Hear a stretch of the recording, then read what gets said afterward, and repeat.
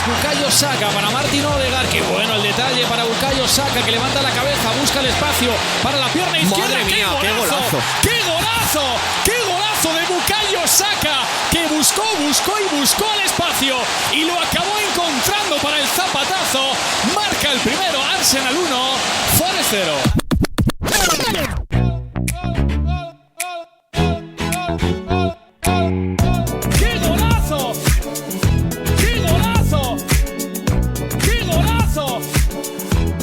Saka, qué golazo, qué golazo, qué golazo, Bukayo Saka,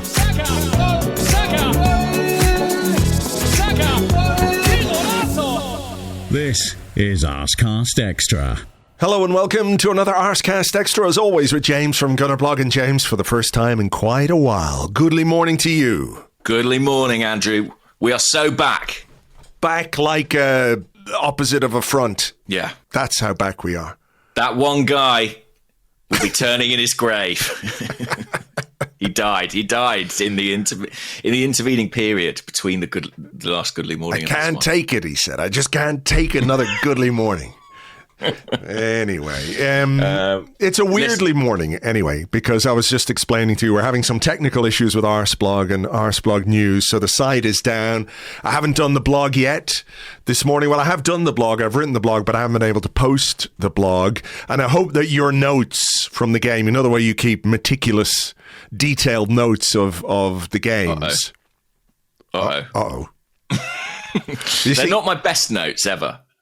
But I do have some notes. Okay, I usually use the live blog as a reference, you know? Sure. So I can't access that this morning because nothing's working. So, you know, it's all on you. I'm not putting all the responsibility on you to remember everything that happened in this game, but that's also exactly what I'm doing.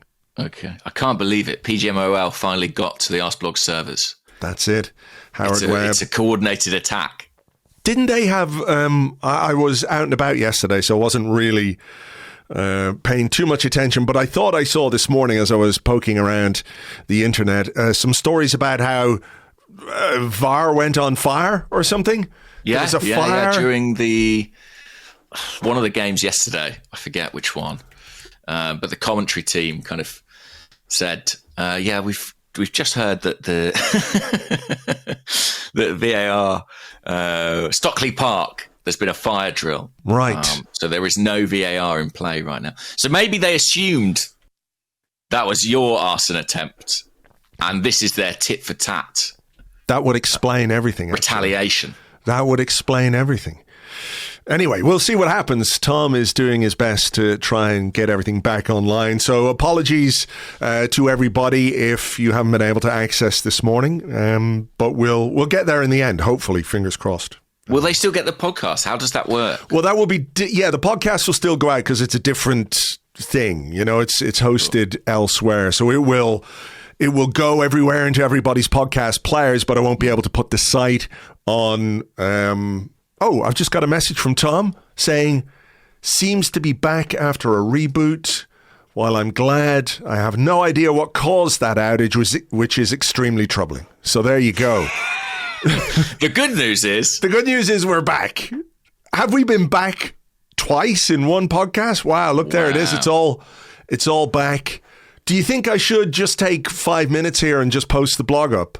Yeah, otherwise people are going to be concerned, aren't they? They will be concerned. How about we just put in some interval music here for just a second? I'll go off and do the blog and come back. Digital doorbell. Exactly. Yeah, a blog bell piece of music. We'll figure that out. And we'll be right back with the rest of the podcast as soon as I post the blog. So hang on in there.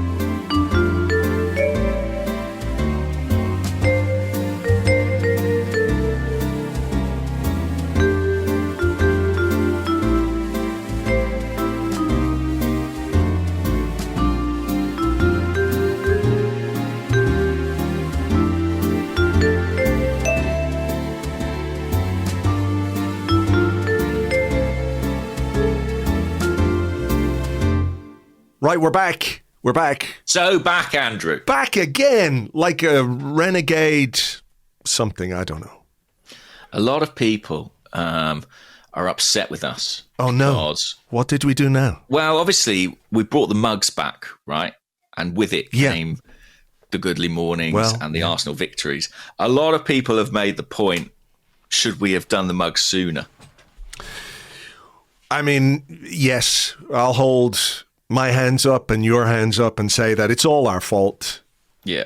Nothing to do with injuries or suspensions or form or bad luck or refereeing. It's us. It's all us. We let you down. We're sorry. It won't happen again. We're going to release a new mug every week. In fact, twice a week before every game, in order to ensure that all the mornings from now on are goodly. There's going to be a sort of mug overload. You know when they used to hear about the EEC food mountains and, you know, all that kind of stuff? It'll just be like warehouses full of mugs, bigger than that trash pile in the Pacific Ocean. But it'll be worth it because we'll have won the league. I mean, that's essentially the kind of Arsenal merchandise strategy, right? Just overload. Exactly. And it works. It works. It works. I'm buying far too much of the stuff. We should just say that we have decided on the good causes that our mugs are going to go to.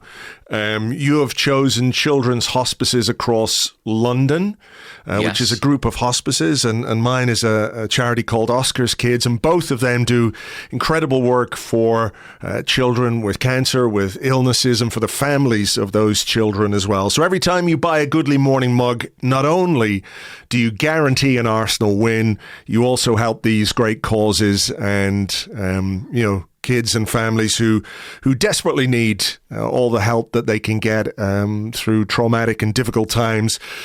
So brilliant causes and Arsenal wins. What more could you want? Exactly. I've got my Goodly Morning mug with me right now. Right. And the coffee tastes so much more delicious. Oh, wow. I haven't bought one yet. I haven't got any yet. I have to... You haven't bought one? No, not yet. You stingy git. It's for charity. I was first in the queue. I bought 100 of them. Oh, well then. See my flat. They're just piled up. I'm using them to make furniture. Just glue them together. Yeah. All, like the table, everything's made of Goodly Morning mugs now. All right, that's good. Well, look, it is a Goodly Morning, and the reason primarily it's a Goodly Morning is because we won. We won a game of football in the Premier League for the first time since October the 5th, which is kind of mad when you think about it. I know there have been a couple of interlulls, and we've had a couple of draws along the way, but... it's overdue. It was overdue. And it was quite an interesting team that Mikel Arteta picked on Saturday. I think when we tried to predict it, I didn't come up with that. That's for sure. Eyebrows were raised. I didn't predict it either. I was surprised to see Jorginho in there. Yeah. I was surprised to see Gabriel Jesus in there. I was even a little bit surprised to see Leandro Trossard over Gabriel Martinelli on the left-hand side. Although less surprised maybe by that one. Yeah. It was quite striking, wasn't it, to see a substitutes bench that included the likes of Thomas Partey, but Declan Rice, Kai Havertz. Yeah. What do you make of that starting 11? What do you think that was about? I mean, look, part of me thinks Havertz was away, Martinelli was away. Have they come back not feeling 100%, that kind of way? Maybe that was part of it. I think Arteta said something interesting afterwards, didn't he, about how, he said, you don't play Thomas Partey, you don't play Declan Rice, you don't play Martinelli, you don't play Kai Havertz. There's that question mark. Is it right or wrong? I felt it because I think the team needed it, that they all feel important and all have a real chance. And that is a conversation that's been had quite a bit with regards to Mikel Arteta, isn't it? That okay, he gets slightly wedded to one team selection and relies on those players and doesn't necessarily always trust some of the players that are in the squad. And this, Arteta needs to use the squad debate has been had time and time again. So maybe it was just about that. He saw that it was a home game. He could lean into a couple of players maybe who hadn't been away. Jorginho, fresh. Jesus, fresh. Maybe that was part and parcel of what his thinking was, And if that's what it was, I think he was repaid, certainly in terms of the way we played and obviously the way the game panned out. Yeah, and bear in mind, he's been working with the likes of Jesus and Jorginho, I believe, for the last fortnight, you know. So it might be that it's something he'd seen in training for them or something he'd worked on gave him that confidence to give them the start. I think it's quite significant for Arteta that he made those selections. And it wasn't just the starting 11. I think the way he managed minutes for people who started the game, you know, bringing off Odegaard and Saka, albeit with just 10 minutes to go. I'm not sure in the past he would always have done that. It feels like they're guys who invariably stay out on the pitch and, you know, bringing Jurriën Timber off to give him a little rest at the end. Calafiori as well came off after an hour, you know, and Zinchenko came in. So I feel like there was quite a lot of squad management happening there. Maybe he's just looking at, you know, the run from now until the end of the year and quite how frenetic it is. But it did feel a little out of character. And I actually mean that as a positive. I think it was a really brave thing to do. Whether we'd be saying that if we'd toiled against Forest and, you know, had to call on the cavalry. But I suppose the nice thing was we could call on them if needed. Yes, for sure. It was a strong bench. And it's still a strong team when you're starting. I know he's had issues and there's conversations about him, but Gabriel Jesus, you're starting Jorginho. You know, you're not playing nobodies here. So I did think it was quite interesting. And actually, I thought the first half, we were really, really good. Really good. Some of our combination play was excellent. Some of the one-touch passing around the box was really nice. Players dovetailing well together. You know, that everybody seemed to be on the same wavelength. You know, and there was a bit of sort of zip to our game, if you like. You know, the way sometimes the first game back after an international break, you can play okay. You can have a lot of the ball. You can have a lot of possession. You can play a lot of the game in the opposition's half, but you don't do a lot with it because you're sort of feeling your way back in after the break. I think what was interesting about this game to me was how quickly we got going, how much of a threat we were causing Forest from the start. I think we had 11 shots in that first half, good chances, and it clicked pretty quickly, you know, which it doesn't always happen that way after the break. No, and especially, you know, you've got players coming back, not just from international duty, but still on their way back from injury. You know, first start back for Calafiori, Odegaard's first start back at the Emirates Stadium. Yeah. But we really did hit the ground running, played some brilliant stuff. I think, again, on the team selection, I felt like it was maybe a team that was had more of an emphasis on kind of possession and technique, maybe slightly more so than physicality as it's been. I think putting Jorginho in, you know, that he is such a tempo setter in terms of the way he plays. I think he did really well in that first 45 minutes. You had Odegaard back. You had Jesus, who's a different style of centre forward. I felt like there was a bit more sort of fluidity about what we did with the ball in this game. Did you think, you know, that aspect of it was deliberate in that we know Forest, I think they had the second best defensive record in the Premier League until this weekend. Wow. Yeah. You know, only, I think, is it Liverpool or maybe it was Man City? Maybe they still have the second best because what happened to Man City was kind of unprecedented, wasn't it? I think Liverpool might have the best. It's Liverpool. Although they, you know, needed a winner to beat Southampton this weekend, their record's been very good. Yeah, they only conceded 8 goals before this game. On Saturday, Forest had only conceded 10 goals, and they were, like I said, the second best defensive team in the league. So there's obviously something that they've been doing pretty well, as well as scoring goals and being very good on the counter. They've been quite parsimonious at the back. So that technical aspect, and somebody like Jesus who, you know, had moments, I think, in the first half, set up a good chance for Saka, had a shot which he curled not far wide, but was very much involved in a lot of that interplay around the Forest box to try and make those chances and find a way through. Yeah, I think so. And I think this was a team picked by a manager who knew we were going to have plenty of the ball and wanted to ensure that we moved it quickly enough to kind of, you know, shift Forest out of position and create those openings. We did that very, very well. I mean, we had the ball in the net pretty early on, didn't we? For the disallowed goal. A very long wait to get that. It was a long one. Yeah, it was a long one. It was, 3 or 4 minutes? Yeah. It was one of those where you looked at it and, you know, sometimes you can look at a still of the image and go, yeah, I think he's on here. Oh, I think he's off here. I looked at it and literally had no idea. Right. Genuinely, I was looking at it going, I honestly couldn't say. Like, if they come back and say this is offside, all right. If they come back and say it's onside, all right. I tell you what confused me slightly about it was it was so unbelievably tight that it turns out Merino was, the width of like half a knee or something offside. I don't know. Again, because I think they just guessed and drew some lines. But I don't really understand why the linesman put his flag up. What did he see with his fucking eagle eyes that none of the technology could see, or it took the technology minutes and minutes and minutes to make a decision on? Yeah, no idea. It really did feel like a sort of flip of a coin, that one. It was a shame for Jurrien Timber because, would have been nice for him to score, and he seemed very, very happy about it. But nice instance, though, of showing what Mikel Merino can offer as a threat as well on set pieces. Unfortunately, we didn't have to wait too long for a goal that, they couldn't find a way to disallow. No, I mean, what a beautiful goal this is. There's some lovely stuff in this goal. The more you watch it back, the more you go, ooh, that's nice.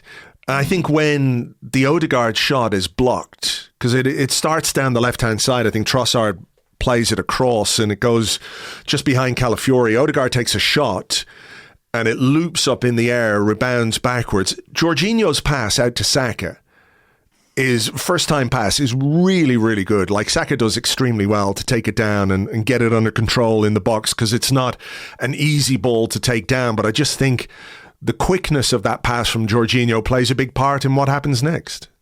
Yeah, that's a great point. And Saka and Odegaard, we spoke about Arsenal starting well and having that chemistry. I mean, they're so critical to that, aren't they? I was trying to remember, like, two Arsenal players who I can recall gelling quite so well as those two. And the ones I could think of were Henry and Perez, who just had that kind of understanding and almost just intuitive sense of where the other was going to be, and clearly loved combining. They are such a partnership, albeit in such an unconventional sense. You think of a strike partnership or a central midfield partnership. You don't necessarily think of a partnership between a central midfielder and a right winger.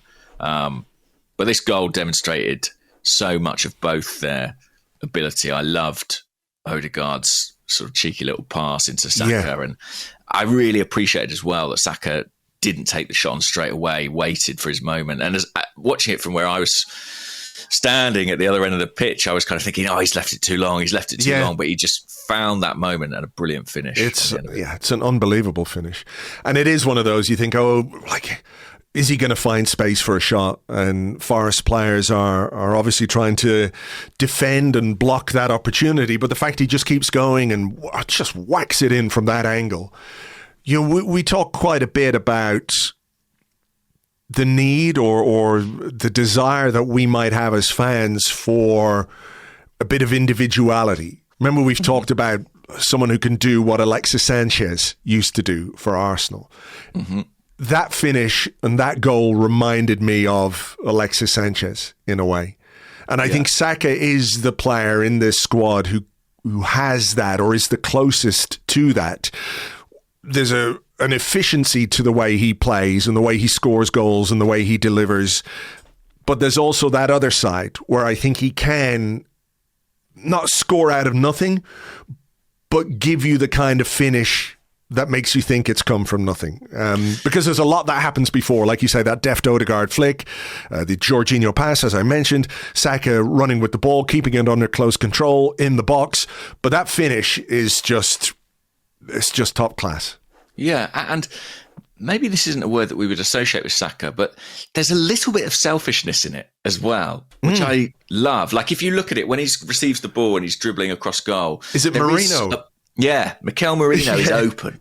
And I feel like a 17-year-old Bukayo Saka, an 18-year-old Bukayo Saka probably plays Merino in there. But I think he's at a point in his career where he is ready to kind of assume that responsibility as the man, to take on that mantle as a goal scorer. And I don't mean it as any sort of pejorative. It's that kind of slight Mo Salah selfishness of, I'm going to take this on myself. Yeah. And I'm here for it. Yeah. You can see Mourinho gesturing like he's got the arms down, like, give me the ball. It's a bit like that. What's that clip of, was it Kaka who played five-a-side one time?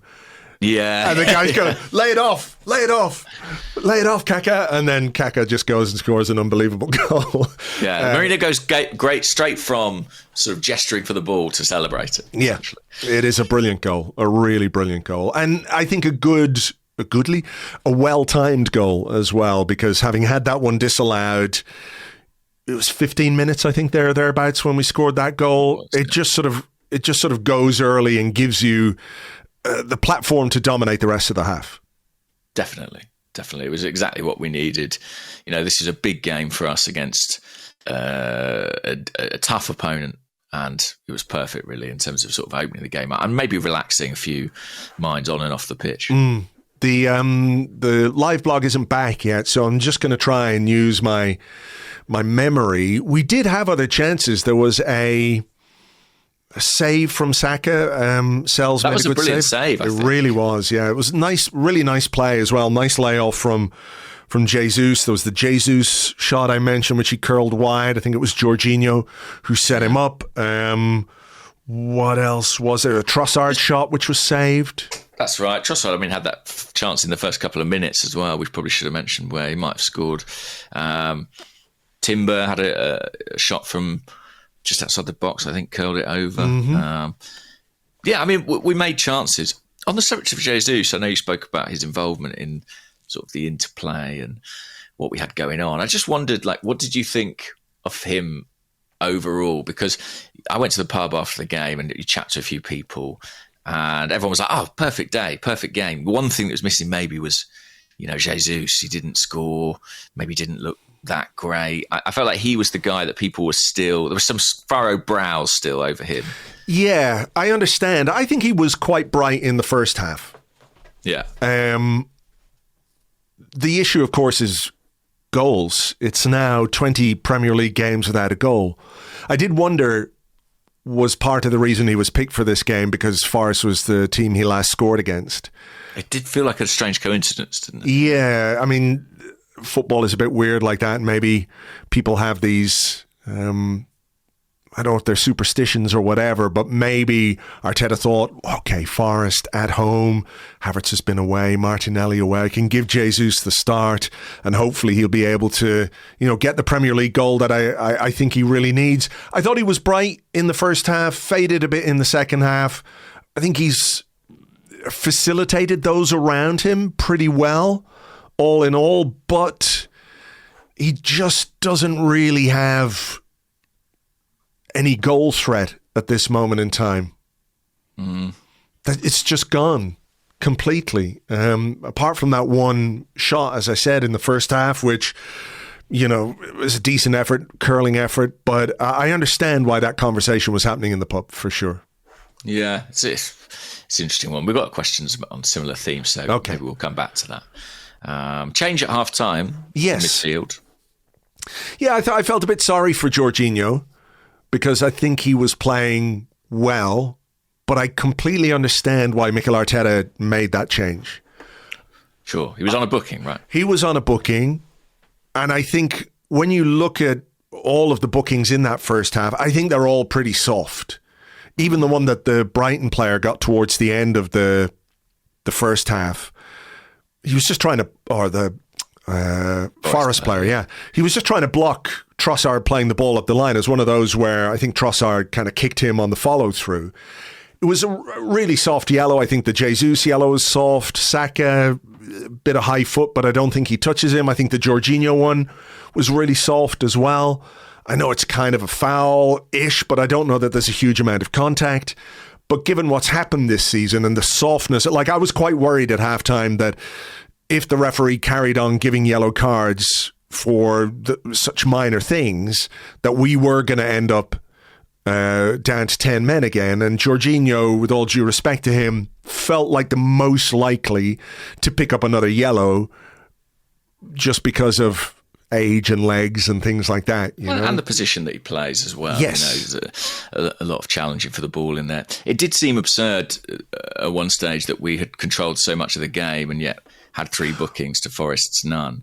One. Oh, yeah, 1 point. But we had four fouls in the first half. Arsenal committed 4 fouls and had 3 yellow cards. Yeah, and I agree, by the way, about that Forest booking being harsh too. Like I honestly think he gave that in a kind of sense of evening it up. Like the crowd were really on the referee by that point in time. I don't think he was going to book that guy.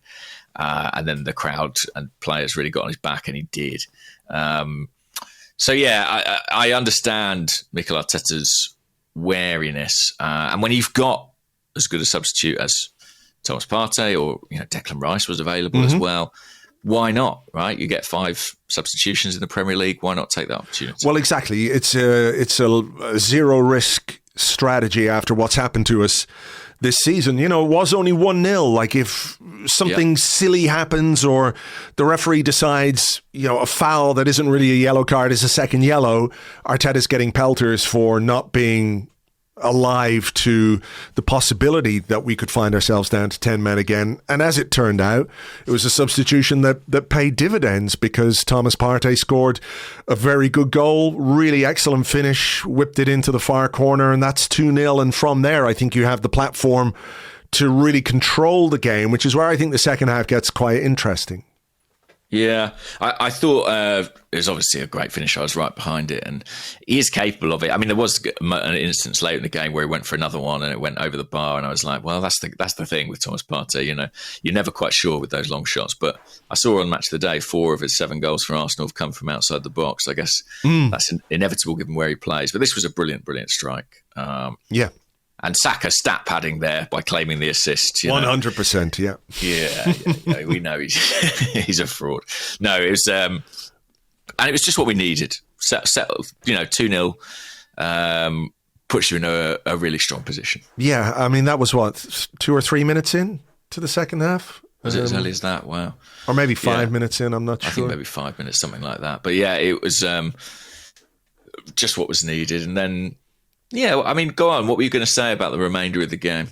I thought this was where Martin Odegaard was really crucial for Arsenal.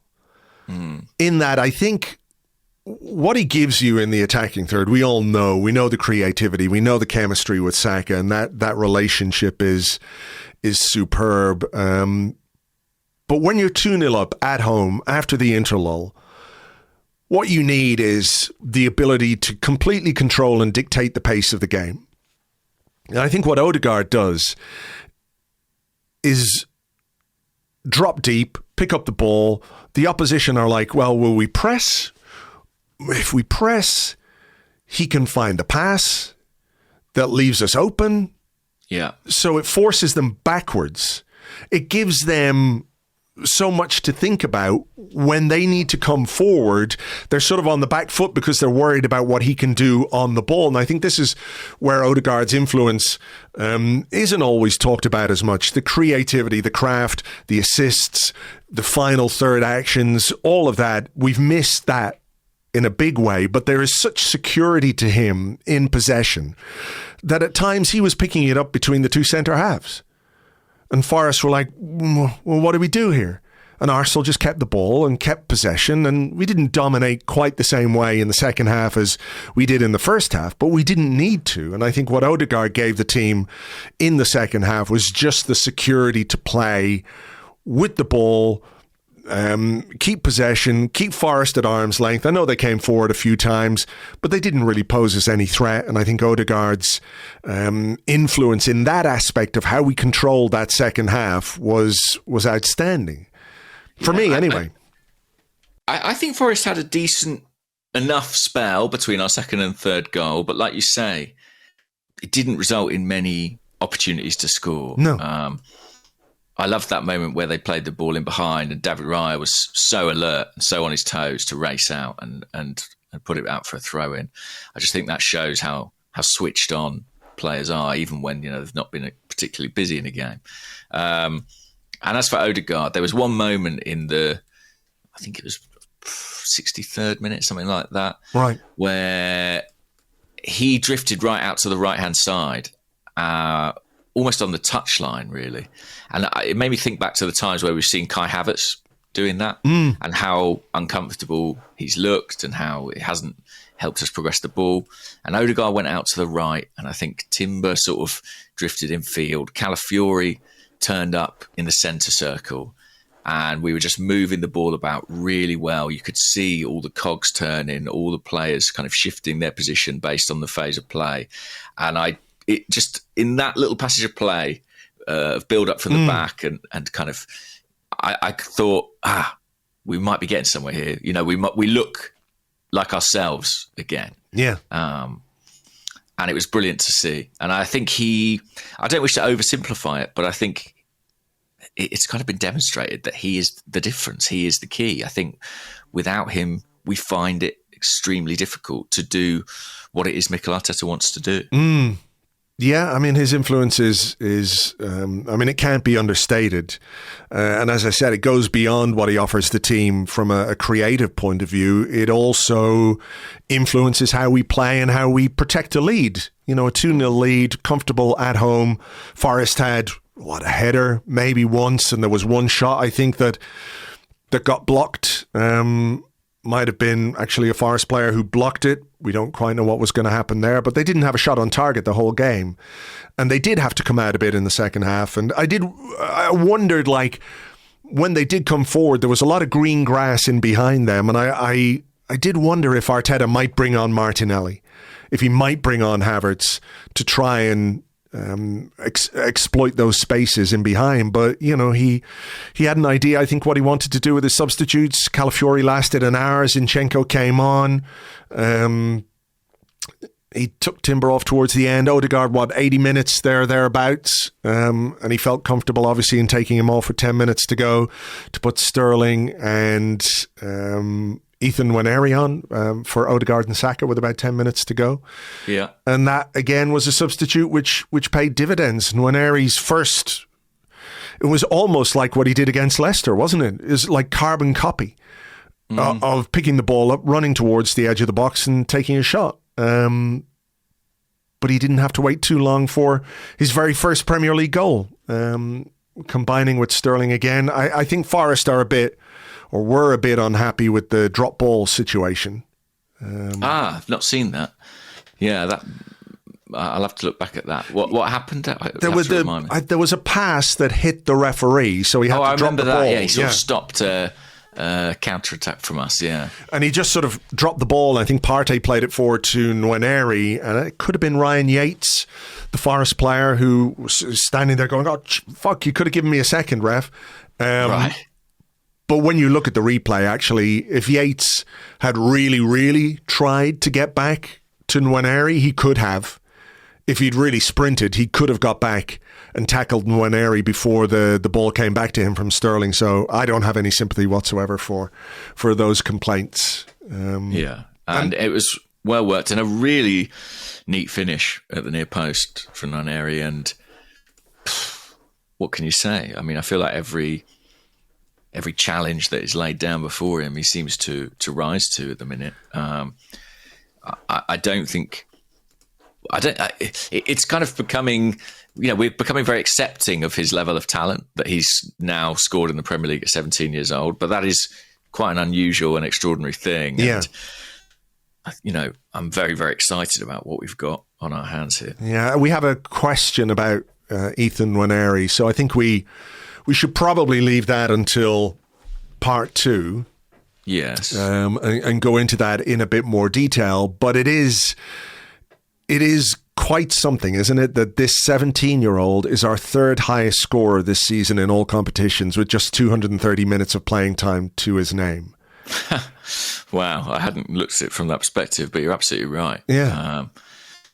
He must be thoroughly enjoying himself. And I was pleased as well for Raheem Sterling to have an involvement in the goal. Yeah. I think that's important. And he got on the pitch as well, which hasn't been the case of late. I think it's important we keep him engaged and part of the group. And hopefully that can be a moment that builds something for him a little bit. Yeah, too. It's that thing with Jesus and Sterling at this moment in time where maybe your expectation levels are not particularly high, but for the benefit of the team, if they can come on or if they can contribute, like if Jesus had scored a goal on Saturday, does it mean all your worries about him are quashed? No, absolutely not. But is it a good thing that he scored a goal? For sure. And maybe, it's the thing that will spark him into life. Similarly with Sterling, it's an assist in the Premier League for Nwaneri's first goal. He was only on the pitch 10, 12 minutes, whatever it was in the end. Not a huge amount. But if we talk about needing to use the full depth of the squad, it can only be a good thing when those players deliver something, right? It doesn't mean that you think they're the long-term solution or that they should be starting every game or anything like that. But I think you have to acknowledge that if you are going to be critical or if you do have concerns, that when they do provide something of value to the team, they get credit for that as well. Absolutely. Totally agree. So all in all, it was a very satisfactory afternoon. It was. It was kind of just what the doctor ordered in many ways, wasn't it? Like, definitely 3 goals, clean sheet for the first time in quite a while as well. Mm-hmm. Good controlled performance, positives to take, and other aspects of that win might be that we won without Declan Rice getting off the bench. We won without Kai Havertz getting off the bench. We won without Gabriel Martinelli getting off the bench. Those are things, I think, when we think about how this squad is going to perform and what this squad is capable of. 3 games or a game every 3 or 4 days now for a couple of months, thereabouts. Yeah, he's going to have to use his squad. So I think you have to look at that as a positive outcome above and beyond the 3 points, which of course we really badly needed to get back to winning ways. But if it was a calculated risk from Arteta in terms of bits and pieces of his team selection, I think it paid off. Oh, in a big way. He rediscovers a couple of players in the squad. He rests a few others. I think it would have been a really positive thing for the group for them to have made those changes and come through comprehensively. I mean, this was our first 3-goal margin win of our Premier League campaign, which I think tells you a bit about our fixture list as much as anything. But those kinds of results do an awful lot, I think, for belief. And we're also, we have to say this, we are now in a position where any dropping of any points feels mighty perilous given what's already come. Yeah. So, had we failed, I mean, it wouldn't have happened, obviously, because we did the mugs and stuff. But had we failed to win this day, I think it would have been, really tricky. Would we have had to recall all the mugs if we'd lost? I guess or we not would have just had to not make one.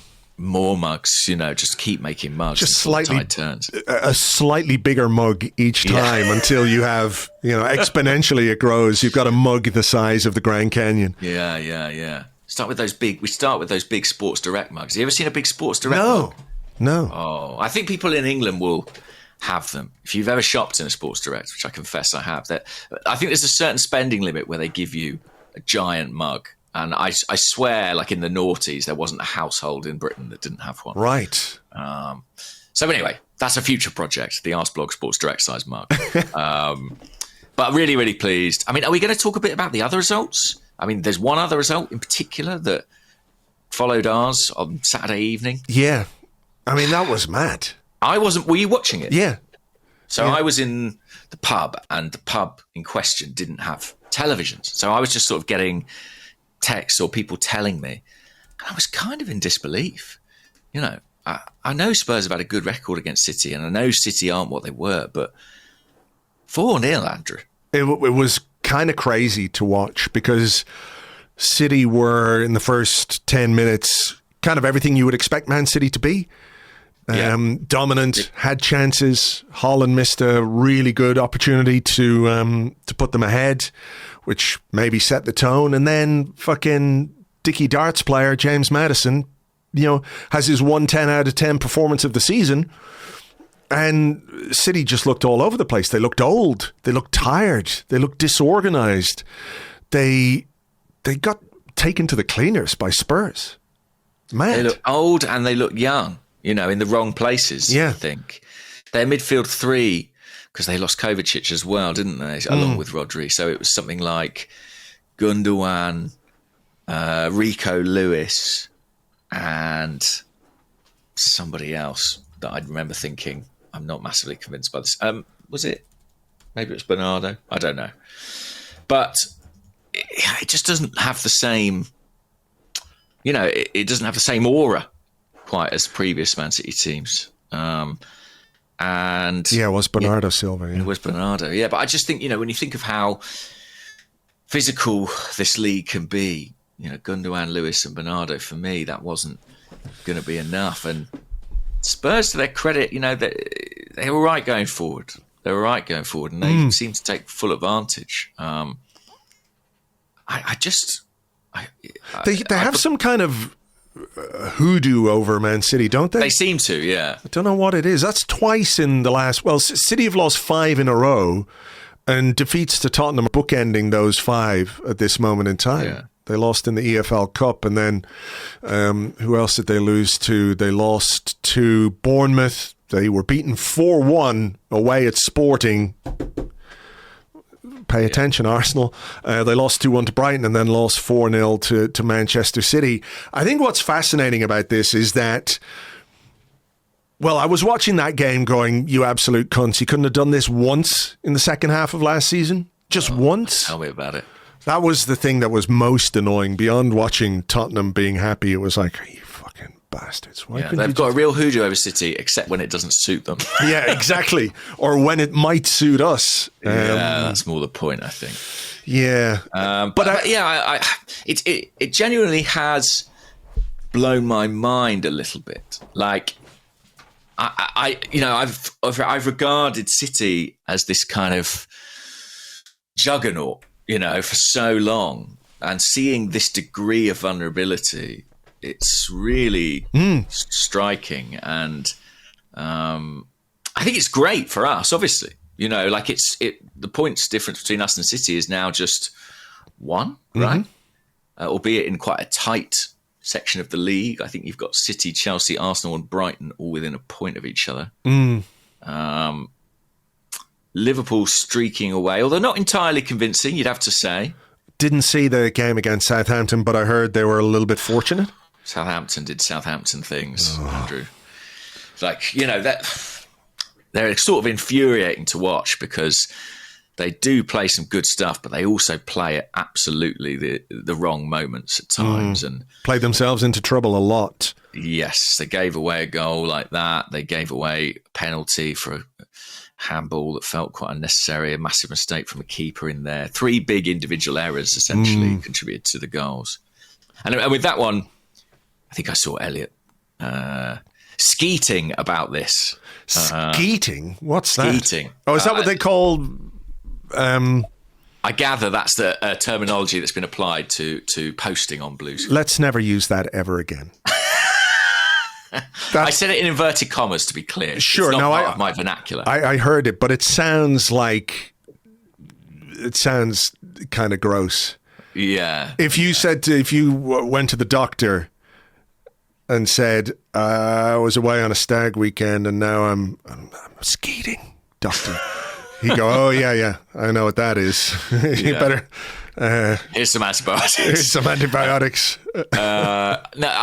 So he was saying with Liverpool, there's kind of 2 ways of seeing it. One is they looked a bit vulnerable against Southampton, conceding 2 goals. There's some signs of hope there. The other way is, well, they found a way to win anyway and were kind of gifted goals by Southampton that gave them the 3 points. And it sort of contributes to this sense that everything's going for them right now. Yeah. Where do you sit on that kind of spectrum?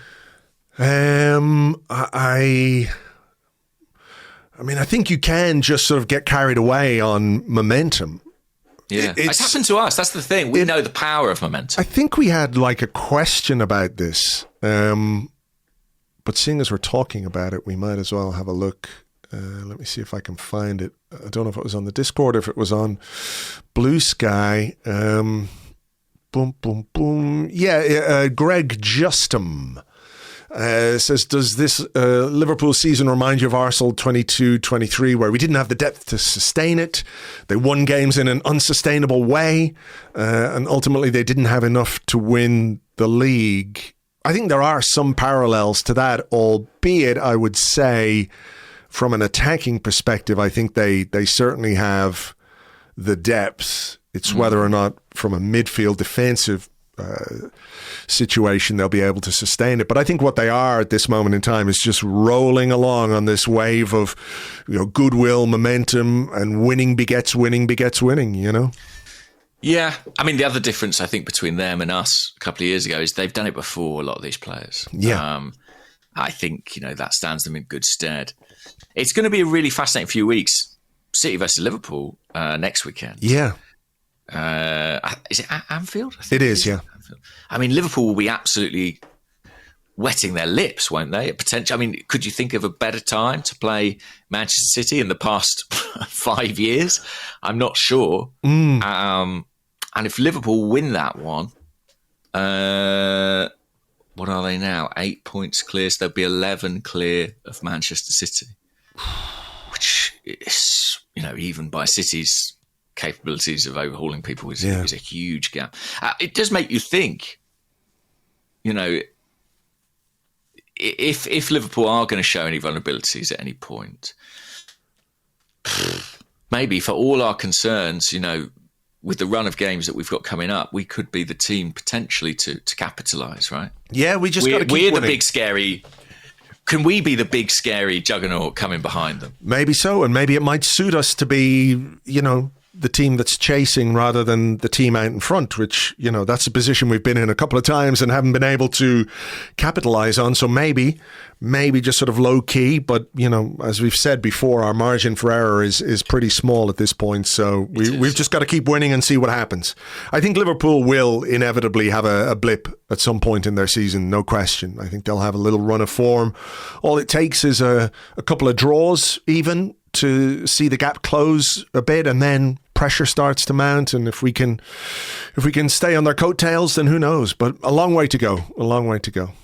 Yeah, and I think I'm right saying when they won the league before, the way they did it was basically they just blew everybody away in the first half of the season. They built up some crazy sort of 12-point lead that meant that when the blips did come, they had that buffer to withstand them. And to be honest, the position they're in now, if they negotiate their next few games, which are quite tricky, they've got City, they've got Newcastle away, they've got good Merseyside derby, they've got a Real Madrid game sandwiched in the middle of all that, then they might be in a position to do that. Yeah. But it's intriguing. And listen, it's a hell of a lot more interesting than Manchester City streaking away with it. That's for sure. Oh, yeah. Yeah. I mean, maybe the aura of City is cracked now, and maybe, winning 4 in a row has an impact on your motivation. I feel like a lot of these Man City players have played a lot of really, really high intensity football for a long, long time. And some of that might, as well. some of that might just be coming home to roost. So we will see. You can hear a bit more about the weekend's Premier League action, by the way, a little later on this afternoon over on Patreon. Myself and Phil Costa will have an episode of The 30 for you, looking back at all the weekend's Premier League action in 30 minutes, more or less. Always more. So if you want to join us for that, it's patreon.com/Arseblog. Right, we will leave it there for part 1. We'll come back with your questions and more in part 2 right after this.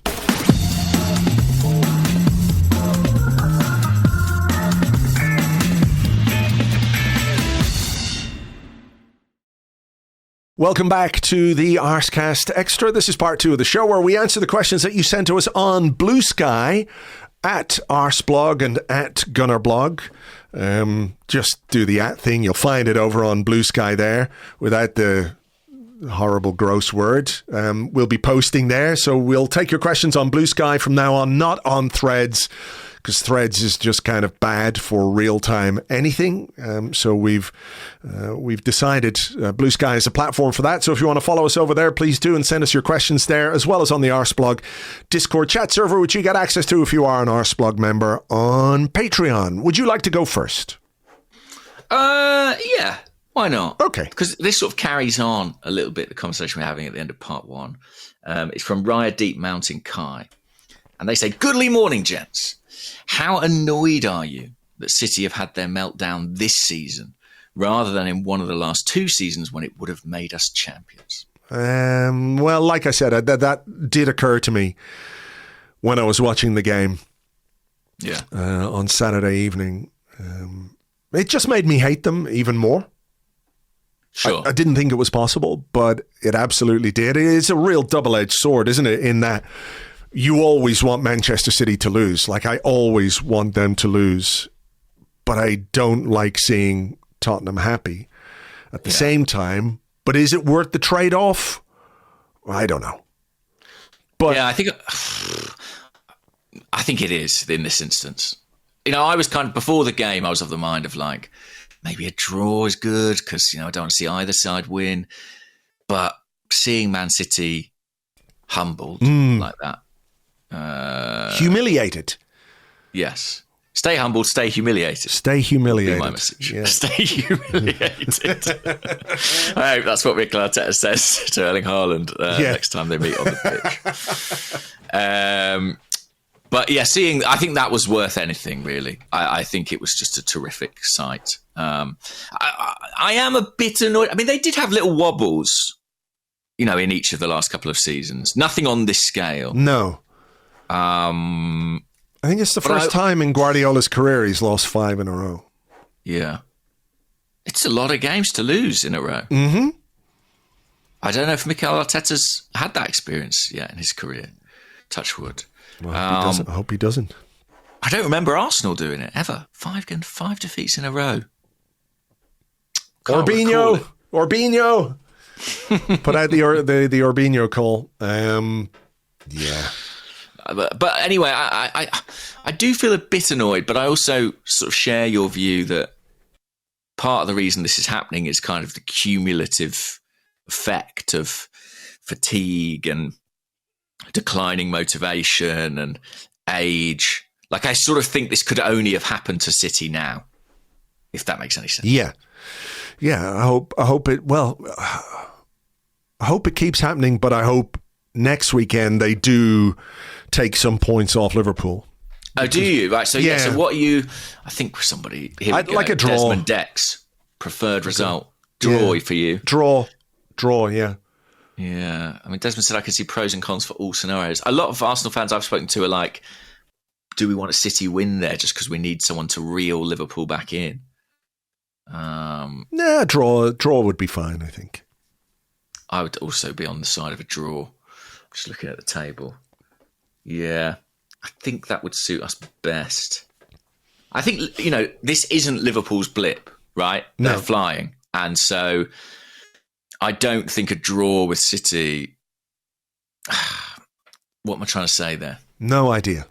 I've got no idea either. I think what I was trying to say was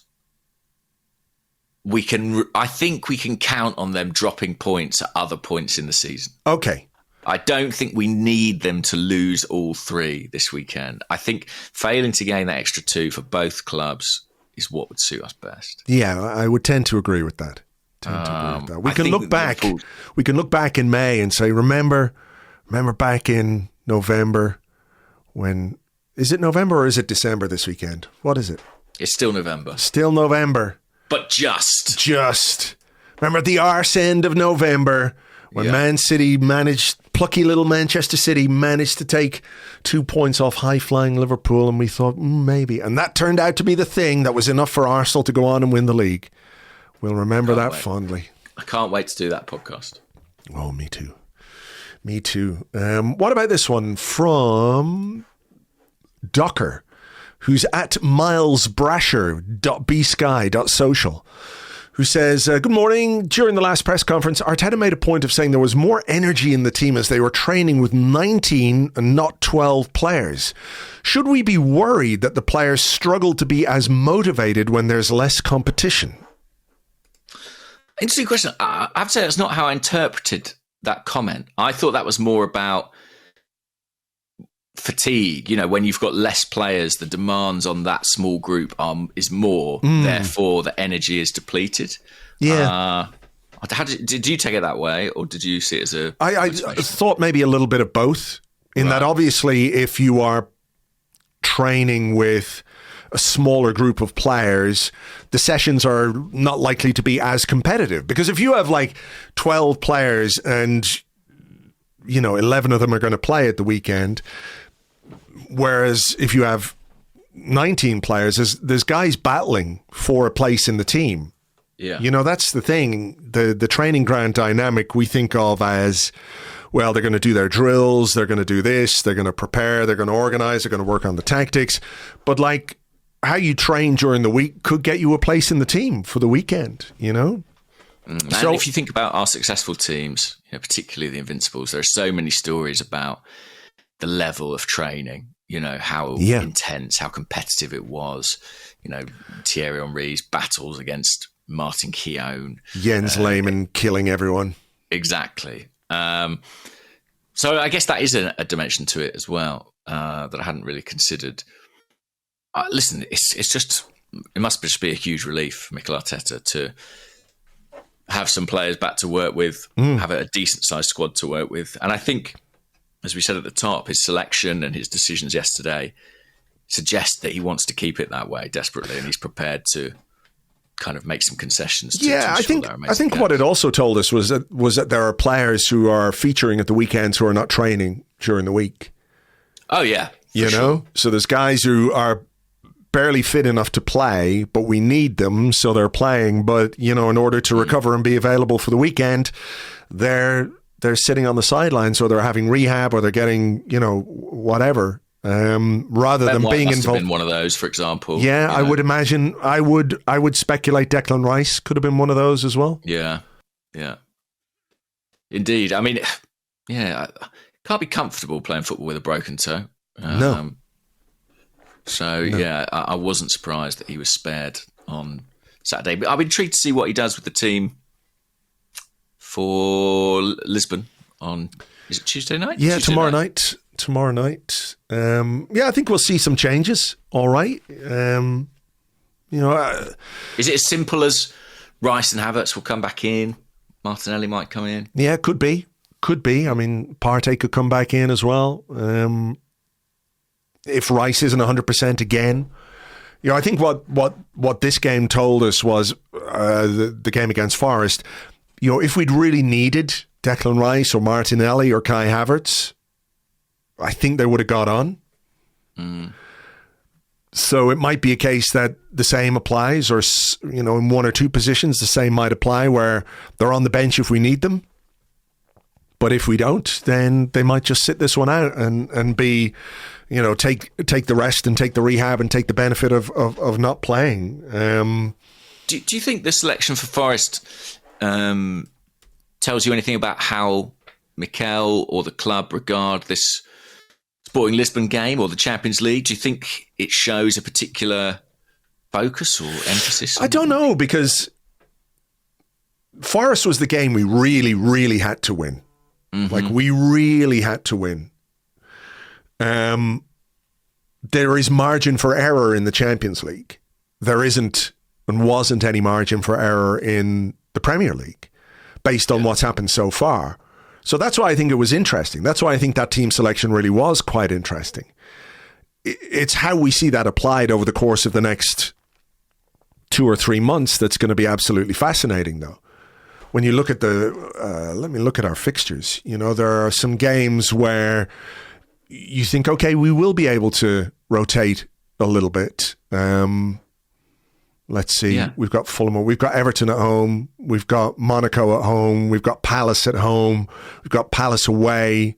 One's a cup game, one's a Premier League game. We've got Ipswich at home. And then into the new year, it's Brentford, Brighton, which gets a little more tricky, as we talked about. But, you know, over the course of these few weeks, there is scope for someone like Jorginho to start games. There is scope for Gabriel Jesus to start games. We need him to deliver, of course, but I think there is room for that to happen and for players perhaps to get a little rest. Where I'm really curious is how we manage Martin Odegaard through this period. Because on the one hand, we're talking about how crucial he is to this team and how it plays and how it performs. But on the other, can we play Odegaard from the start against Sporting, away against West Ham, home against Man United, away against Fulham, home at Monaco, home to Everton, home to Palace in the Cup. Is he going to start all those games? No, I don't think he can. I don't think he should. We have to manage his load. And Arteta's comments about him before the game were quite interesting in that he had a reaction to the Chelsea game. His ankle had a reaction. He only trained a day and a half before the Forest game. So we have to be careful. So how do we manage that? If only we had a prodigiously gifted attacking midfield player within the squad. You said there might be a question about Ethan Nwaneri. There definitely is. Do I have it right in front of me? Absolutely not. Am I going to look for it? Yes. Let's see. Okay. No. That's not it. The okay really fooled. I got it. Okay, I've got a couple actually. Okay. First one from KBAFC, who's at kbarsenal.bsky.social. He said, where do you sit on Arteta's handling of Nwaneri's minutes opportunities this year? He's had more than I thought he would at the start of the season, but less than he may have deserved in hindsight. So I think it seems about right. And there was another question from... Here it is. No, it isn't. Fucking hell. I just have a whole tab of thing. montymark.bsky.social says, I don't disagree with Arteta's use of Nwaneri, although I'd love to see more of him. But why do you think Lamine Yamal has already played 50 plus games for Barcelona and he's a few months younger? So that's the counter argument to, you've got to be careful with players when they're at a really young age. And everyone says, well, yeah, we get that, but look at what Lamine Yamal is doing for Barcelona and Spain at a younger age. Yeah. Fair point. I'm not quite sure what the counter argument to that is. I mean, one of the issues he's got Arsenal is the players that play in the position that he's best suited to. People like Odegaard and Saka. There's not necessarily a need to throw him straight into the first 11. That said, we've obviously been without one of those players for a couple of months now.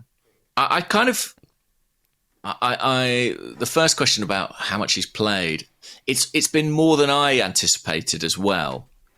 But I still slightly come down on the side of less than we've needed. Like, I still think he ought to have played more minutes during Odegaard's absence. Maybe I'm wrong. Like, it's very difficult to criticise the club because they seem to be doing a really good job with him, and the fact that he's shining in almost every cameo he makes is testament to the pathway that they're laying in front of him. And maybe if he was more exposed, he would find it more difficult and he'd encounter other issues. I am really curious, though, to see where it goes from here. I mean, I was chatting to Clive the other day, Clive Palmer, and he said something really interesting where he said, I think we might see more of Nwaneri now that Odegaard is back than we would have done before. Yeah, I can see that. It seems sort of perverse, but I know what he means. Yeah, counterintuitive might be another way of putting that. I tend to agree with you, and I sort of agree with you in that I think there were games during the period of Odegaard's absence when Nwaneri could have played more without being damaging to him or putting him in any kind of substantial risk. At the same time, I'm sort of all right with where we are. I don't buy into the idea that Arteta isn't doing right by him. I think what he is being really cautious. The comments afterwards I thought were really interesting. He said, people want to see more. I understand that. I'm responsible for him and his career. You have to do it brick by brick.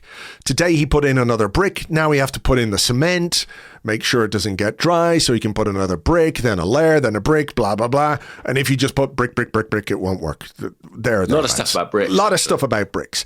And I do get that. I think there is a need to manage young players. How often have we seen a young player who makes a breakthrough at a very early age who then suffers the consequences of that as they get older in terms of, let's say, a slightly shortened career or an injury proneness that runs throughout their career, right? That's not unusual. My sort of takeaway from this, because he said we have to manage his load, which is really important. So the only thing that I can think of is that there might be something physical that we're not aware of. Because is it about his talent? No. Is it about his ability? No. Is it about his mentality? No. Is it about his readiness to play at this level? No. All of those things are there. He's ticking all of those boxes. We can see it. Every time he comes on the pitch, he leaves you wanting more. He's got 4 goals this season from 230 minutes. You know, this is a kid who is absolutely 100% ready in almost every way you can think of.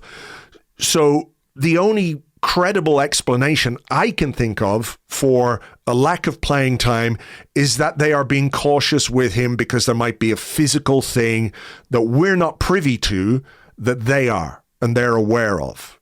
Yeah, and it wouldn't. I suppose it wouldn't even have to necessarily be an injury. It could just be to do with his physical development. Exactly. He's 17. You know, I know he's well developed, but he could be having some growing pains. He could have like back pains. Who knows?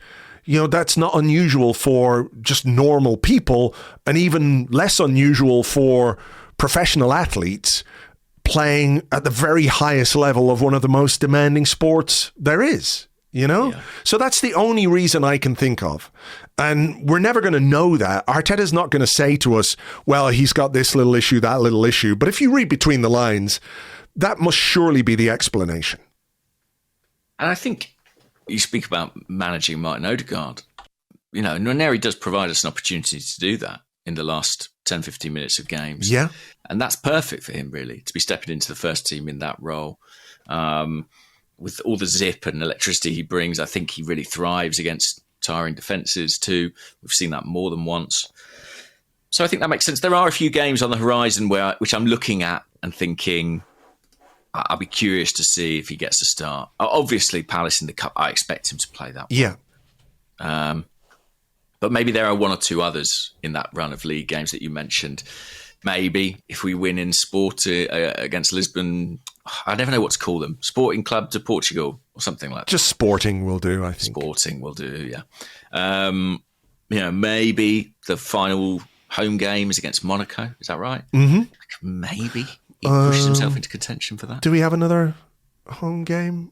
We do. We've got a game against Dinamo Zagreb in January. Okay, yeah. So those are the kind of fixtures where you're like, maybe he gets a look in there. Yeah, like there's Man United at home on the 4th of December, Fulham away on the 8th of December, and you're thinking, well, those are 2 games where you'd really want Martin Odegaard. Yeah. Is Monaco in the Champions League one where potentially Nwaneri could start? Or if you push Odegaard, do you start Nwaneri against Everton at home? You know, I think those are decisions that he is going to have to make. I think what we will see is that over the course of this season, he will play more and more and more. There's no question about that, right? And I think he's playing. I don't have any concerns over sort of his happiness. I think he's playing enough minutes that he can be really delighted with where he is right now, as opposed to where he was in the summer. You know, he's really made his presence felt in the first team squad. But yeah, I hold my hands up. I'm greedy to see more. Oh yeah, it's so exciting. It's so exciting. And I think we will, because what happens is when you put him on the pitch, he has an impact, as he did against Leicester, as he did on Saturday when he came on, almost scored and then scored a goal. You know, when he starts games, he scores. I think it was Billy Carpenter who had a little stat, which I don't have in front of me now, which is typical. But I can find it. But it's basically how he scores in every game he starts. Here it is. He says, by my count, Nwaneri has 8 starts across all levels this year. He scored every time he started, and he has 11 goals and assists in total. Now, some of those are youth games or England youth games as well. But, you know, he scored 3 times in the EFL Cup. He scored in the Premier League. the guy is telling you he's going to play more and he will play more. And I think what's an interesting role perhaps for him, we talked about Trossard, didn't we, last week or the week before? If you're thinking about a player who can give you something off the bench, he was really the only guy who sprang to mind. Maybe I was wrong there, because Nwaneri is another one who, if you need something to change or change the dynamic of a game, I think he's more than capable. Very interesting. Okay, Stan, but not that one, on Discord says, okay. I don't think it's a coincidence that we looked so sharp in possession on Saturday with Jorginho back in the side. We all know his shortcomings, but I've been mystified by his lack of minutes this season, as we played our best football last campaign when he was in the team. What did you make of his performance? We've kind of discussed that. But do you think we'll see more of him going forward? I wouldn't be unhappy to see more of him, to be honest. If we're talking about some of those games as well, where potentially you could start Nwaneri, can you start Jorginho? Yeah. In some of those games too? I think the range of passing he has is really excellent. I know there are physical limitations, but I think he helps us play higher up the pitch when he's on. And I hope we see a bit more of him. I've been a little mystified as to his lack of involvement, to be honest. I feel like Arteta persevered with Thomas Partey through a period where his form wasn't brilliant. Mm-hmm. And maybe some of those games could have gone to Jorginho at that time, but I don't really know the manager's thinking on that, but I hope we do. I think he's a good player. And technically, I think in Europe maybe as well we might see a bit more of him. Yeah, I also think actually that he's a player who can bring an interesting dynamic as a substitute, in that I think he's so capable of sort of dictating the pattern of a game that when it's going against you, I think, or let's say it's a match you need to control, see out, or, a game where you've got more of the ball than anticipated. There are lots of scenarios where I think he provides an interesting stylistic alternative to either Declan Rice or Thomas Partey. So yeah, I hope we do see more of him. I was really pleased to see him in the 11, if a bit surprised. And I have been, like you, quite mystified by quite how little he's played. Yeah. Maybe, again, there's a physical thing underlying there that we just don't know about. Maybe. Seems entirely plausible. I mean, it is. We did give him the new contract, so clearly there was a value seen in him. Mm-hmm. I hope. Partey's done well of late, and don't get me wrong, but I think Jorginho definitely still has a role to play. What about this from safacheech.bsky.social? Says, once or twice, it seems Saliba was being a bit braver with his passing forward. Is this something that needs to be unlocked more? Yeah, interesting. And I've got a follow-up question about someone else. I don't think I was quite in the position to be able to see that myself in the pitch. Is that something that you recognised on the TV pictures? I thought there were couple of passes in particular that were a bit more expansive. Yeah, maybe a bit more vertical, if that makes sense. But I think as well, that has to do with Martin Odegaard being in the team. And maybe too, Jorginho being in the team as well. Like he's very, very comfortable at taking the ball in tight spaces, Jorginho. With his back to the opposition, he's quite happy to take those passes from Saliba. I think he's, it is an element of his game which is we haven't seen as much of, perhaps, because maybe the team has been a bit risk averse without Martin Odegaard. But with Odegaard back in the team, I think that might be something that we see a bit more of is Saliba, rather than playing the lateral pass, playing those passes into tight areas in midfield, where we've got players with the technical ability to deal with them. Yeah, I think that's an interesting development if that happens. I suspect, like you, it's as much to do with having people available in space in front of him, and that's Odegaard's so good at that. And Arteta spoke about that after the game, the ability to have that time on the ball, find that little area of space on the pitch. But Saliba's definitely got it within his locker, I think, to have a broader range of passing. I think it could only be a good thing. I had a follow-up question from Reubes on the Discord. And he said, "Good morning, fellas. Might go under notice with the majestic return of Odegaard, but how good was Raya yesterday? Anytime Forest actually tried to press us, he did wonderfully to pass it through the middle, often to Jesus checking in from the middle to set us free. Should we have been launching less to Kai Havertz and trying to play through more in the last few games?" And that was certainly something I noticed in the second half in particular, when Forest had to come forward and had to try and press a little bit. Raya was just exceptional on the ball. Yeah, he's picking them off. He had a great game, I think, for Spain in the international break. There was some nice compilations of his passing doing the round there. I thought he had a really good game all round, actually. Not a game where he had to make a ton of saves, but I mentioned that moment where he raced out of his goal.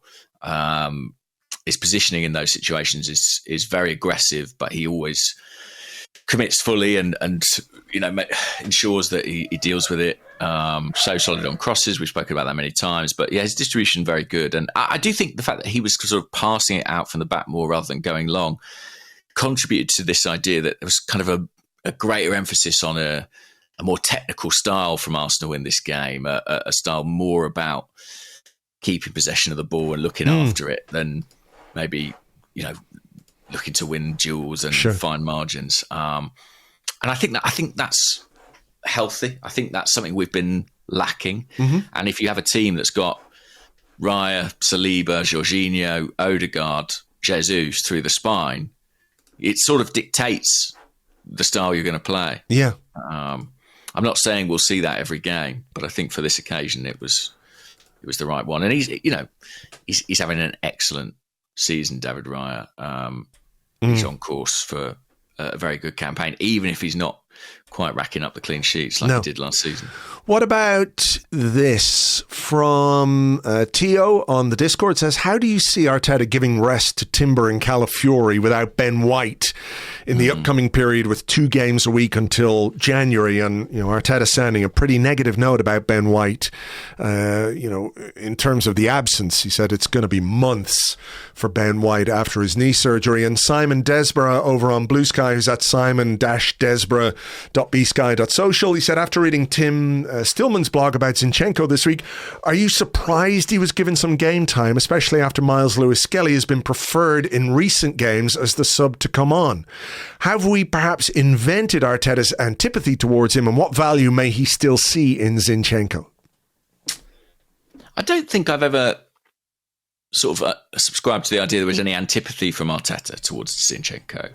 Maybe a bit of a lack of trust in certain match scenarios, but I think he still values him as a guy and as a player.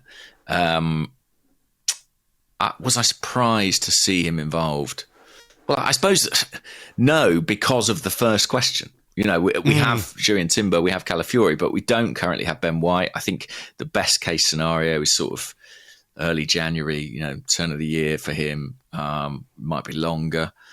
We don't have Tomiyasu. So, and that's sort of quite mysterious at this point in time. Frankly, I couldn't tell you when I'd expect him to be back. Doesn't sound like it's going to be anytime soon, considering they've, let him go back, maybe go home just to sort of get his head straight a bit.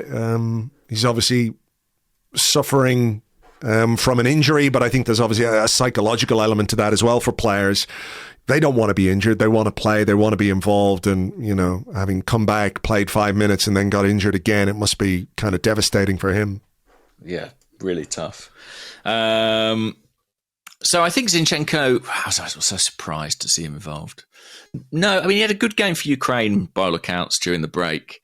And I think he's here, isn't he? So we kind of need to integrate him. We need to support Calafiori. I think Calafiori coming back makes a massive difference. I think, it's been a real stop-start opening to his Arsenal career, but I hope he can put together a run of games because he just looks like such a thoroughbred. I think he's clearly a top player if he can stay fit, which has always been the question mark over him, really. So, there are options on the left. You do have Zinchenko, who's vastly experienced. There is Lewis-Skelly. There is Kiwior as well, who came on, albeit in a different position. But what does he do on the right? Because it is a lot to ask of Timber.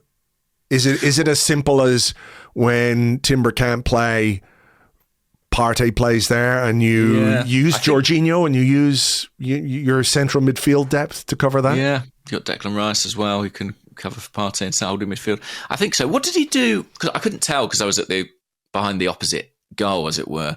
What did he do when Kiwior came on at the weekend? Did Kiwior go out to right back, or did Saliba go out to right back? I've seen someone say that Saliba went out to right back. There's been some discrepancy about what actually happened there. But I'm looking at a still from the 91st minute into 5 minutes of injury time. We have Zinchenko on the ball in the left back position. Gabriel, Kiwior, and Saliba is outside Kiwior in the right back position. Right, okay. But I wouldn't expect to see William Saliba start any games at right back. No, to be honest, I thought he was just going to slot Kiwior in as a Same. left-footed right back.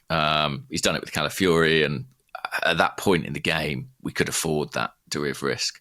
Saliba has played right back, I believe, a couple of times in his career. Look at him overlapping there. I'm just winding the play on. He went for an overlap on Sterling, and Sterling went back inside. So yeah, he has done it, and he's played as the right-sided centre-back in a 3 many a time,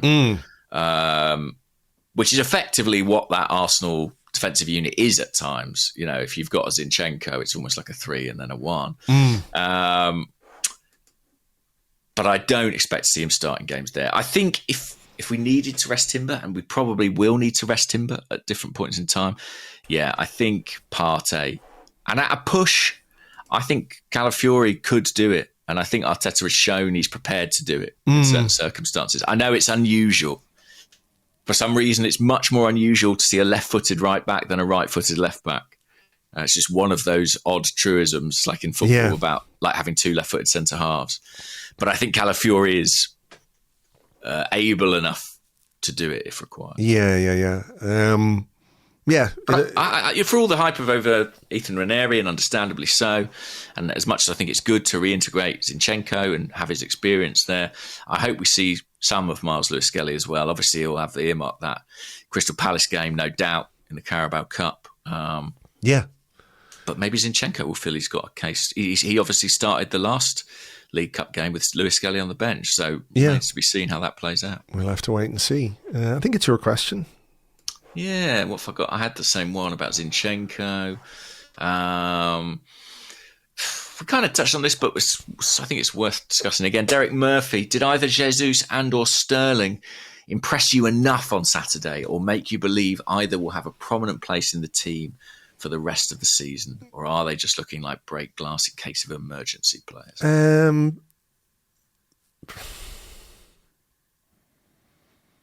Like they're there and they're what we've got.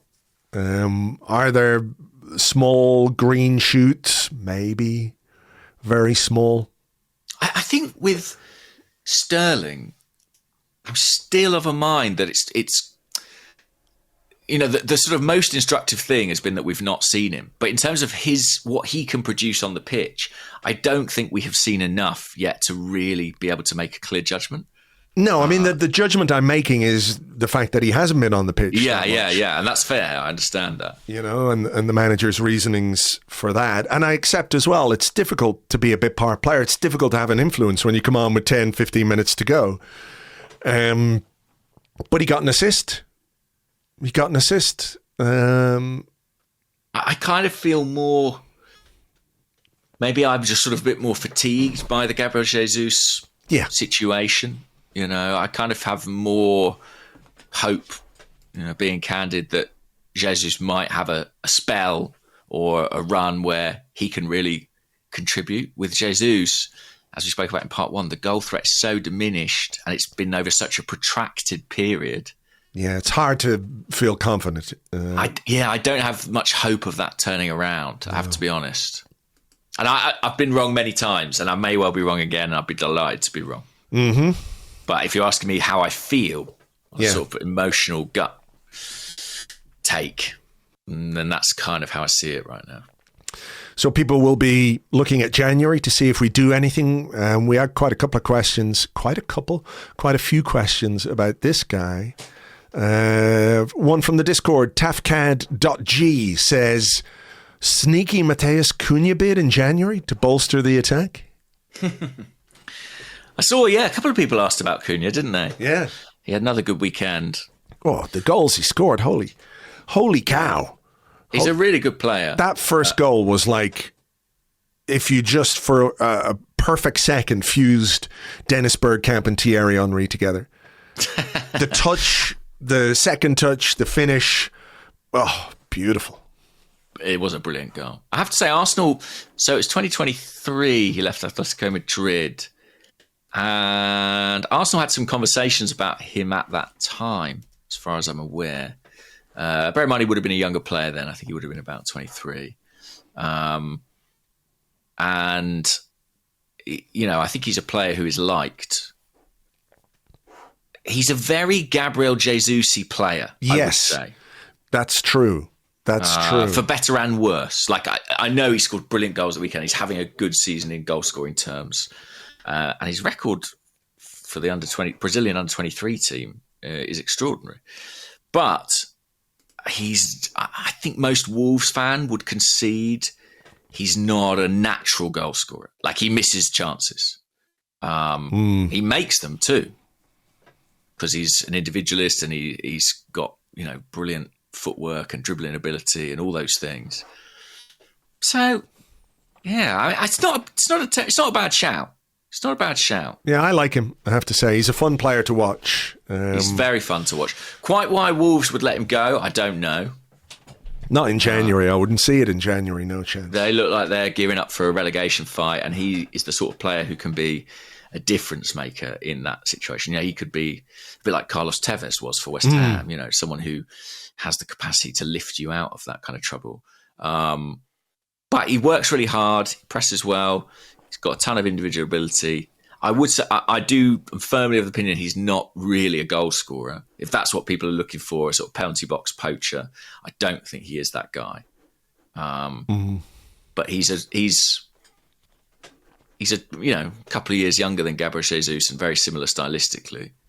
So if you needed to replace like for like, I guess he'd be on the list. If you wanted to do it that way or go a different way, we'll have to wait and see. But I don't see Wolves sanctioning any kind of move for him in January. I think having lost Neto in the summer, to lose him as well a few months later, it'd be almost like they're volunteering for relegation at that point. I think they're quite lucky in that there are some worse teams than them. Sure. Yeah. I mean, yeah. Southampton obviously are sort of adrift at the bottom. Who else you got down there? Leicester have just sacked their manager, haven't they? Palace, Ipswich. And Palace feel too good to be there, but they're very much there. They certainly are. It's not going well for them this season. We've got a couple of games. Don't worry, we'll breathe some life into them over the next month. We'll light a fire under Eddie Nketiah's fledgling Palace. I've seen it so many times. Bloody hell. All right. Well, look, I think we had better let this one go and get it out there for everybody to listen to. I've got to work throughout the day. Then I'm going to Lisbon tomorrow, so I'm looking forward to see the Arsenal in action, in Champions League action tomorrow night. So that should be fun. That'd be wonderful. Yeah, Lisbon's a great city. I've never been. I've heard so many good things from so many people about what to do there and what to see and where to eat and everything else. So I've kind of got many pastel de nata are you going to eat? Exactly. I don't know. Loads. I've got kind of a free day on Wednesday, so I can just spend the day wandering around. And are you taking a big empty suitcase to stuff Victor Gyökeres into? Yeah. Many people have asked if I could do that. I said, I'll bring him home. I think maybe just bring a hammer and whack his ankle before the game might be the safest way of going about things. Something that would keep him out till around January 1st. And then he can pass a medical. Exactly. I've just clicked on him. He's got just the 16 goals in 11 league games this season. 5 in 4 Champions League games. Yeah, but a few of those were against Man City. And anyone can score against Man City these days. That's it. All right. Well, look, As always, thank you very much indeed for being here, and thank you for listening. Remember, you can buy your Goodly Morning mug and help those great causes that we're raising money for. Particularly at this time of the year, it's very important for them. So you can find the link to the mugs in the show notes. For now, though, take it easy, and we will catch you on the next one. Bye-bye.